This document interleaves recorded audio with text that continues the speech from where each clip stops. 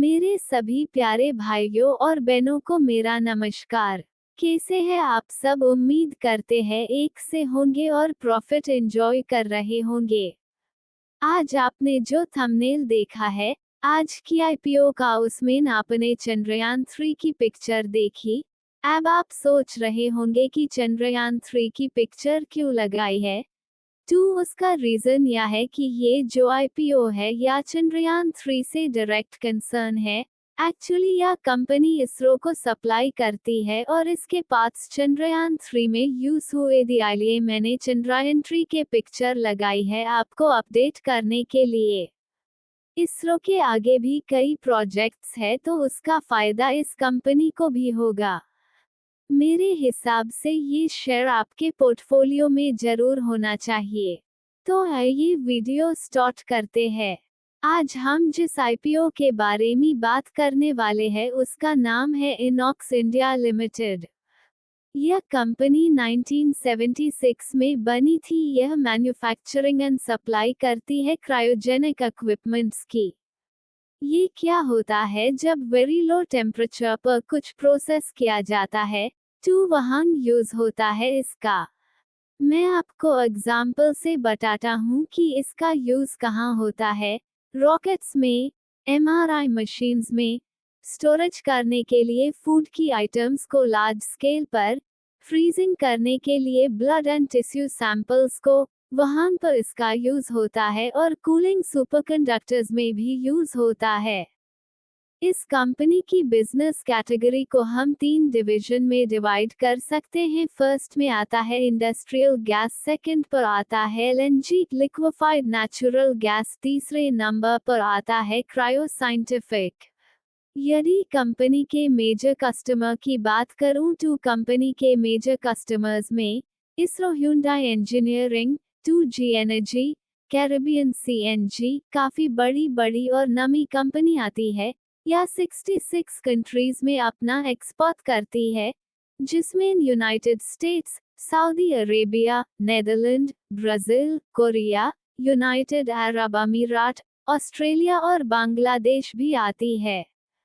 Company की manufacturing facilities Kalol में, कांडला में और सिलवासा में है, जो union territory of Dadra and Nagar Haveli में है। कंपनी की ऑर्डर बुक भी बहुत अच्छी है। 10,366 मिलियन की ऑर्डर बुक है। कुल मिलाकर ये कह सकते हैं कि कंपनी का काम काफी अच्छा है और कंपनी पिछले कुछ सालों से अच्छी ग्रोथ कर रही है। मैनेजमेंट के अनुसार आगे भी कंपनी की ग्रोथ अच्छी रहेगी। यदि आईपीओ की डिटेल की बात करें तो द 14th ऑफ दिसंबर को यह ओपन हो रहा है और द 18th ऑफ दिसंबर को यह क्लोज हो जाएगा। फेस वैल्यू इसकी 2 रुपीस पर शेयर है।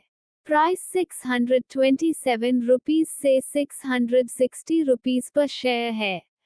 लॉट साइज इसका 22 शेयर्स का है। टोटल इशू साइज 1460 करोड़ का है, जिसमें से फ्रेश इशू नहीं है, इसलिए कंपनी को कुछ नहीं मिलेगा। ऑफर फॉर सेल के तहत प्रमोटर अपनी होल्डिंग बेच रहे हैं, इसलिए आईपीओ की सारी पेमेंट 1460 करोड़ रुपए ओल्ड इन्वेस्टर के पास जाएगी। यदि हम रिटेल कोटा की बात करें तो इसमें 35% रिटेल का कोटा है। आइए एक नज़र इम्पोर्टेंट डेट्स पर डालते हैं। 18 दिसंबर को आईपीओ क्लोज हो जाएगा और द 19th ऑफ दिसंबर को अलॉटमेंट फाइनल हो जाएगी।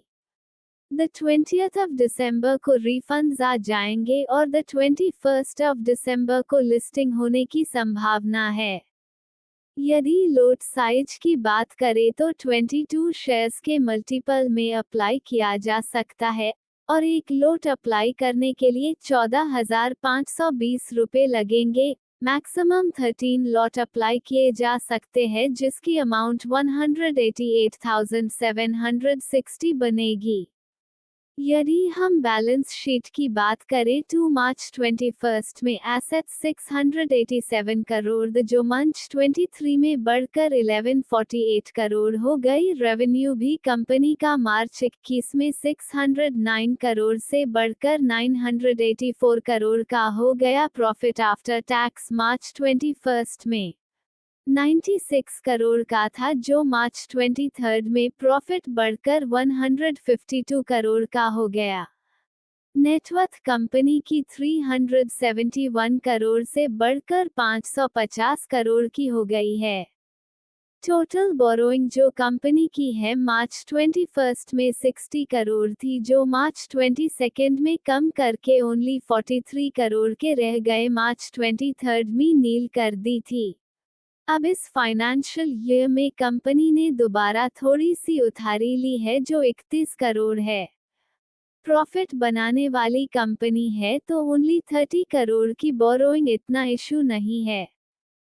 यदि पीई की बात करें तो 39 की पीई पर कंपनी आईपीओ लेकर आई है जो बाकी कंपनी के मुकाबले थोड़ा सा महंगा लगता है, मगर कंपनी का काम बहुत अच्छा चल रहा है जिसको देखकर लगता है कंपनी आने वाले टाइम में और भी अच्छी परफॉर्मेंस देगी। आरओई 28% और आरओसीई 36% चल रही है जो बहुत अच्छी है, इसलिए ग्रे मार्केट में जीएमपी अच्छे प्रीमियम पर ट्रेड कर रहा है। ईपीएस 16.83 है। अगर हम इसकी पेयर कंपैरिजन कंपनियन की बात करें तो कंपनी अपनी सेगमेंट में फर्स्ट लिस्टेड कंपनी बनेगी, इसका कंपैरिजन किसी के साथ नहीं है। यह आईपीओ बहुत अच्छी रिटर्न देगा लिस्टिंग में भी और आने वाले टाइम में भी। आईपीओ जरूर लगाना चाहिए। यदि ऑब्जेक्ट्स ऑफ द आईपीओ की बात करें तो आईपीओ का पैसा कंपनी को नहीं मिलेगा इसलिए कोई ऑब्जेक्ट नहीं बनता। यदि ओपिनियन की बात करें तो जीएमपी को देखते हुए लिस्टिंग गेन के लिए और लॉन्ग टर्म के लिए जरूर लगाना चाहिए। यदि जीएमपी की बात करें तो 30% चल रही है। हमसे जुड़े रहने के लिए चैनल को सब्सक्राइब कर ले और इस वीडियो को शेयर कर दीजिएगा जिससे लेटेस्ट अपडेट्स और ऐसी ही मार्केट से जुड़ी जानकारी आपको मिलती रहे।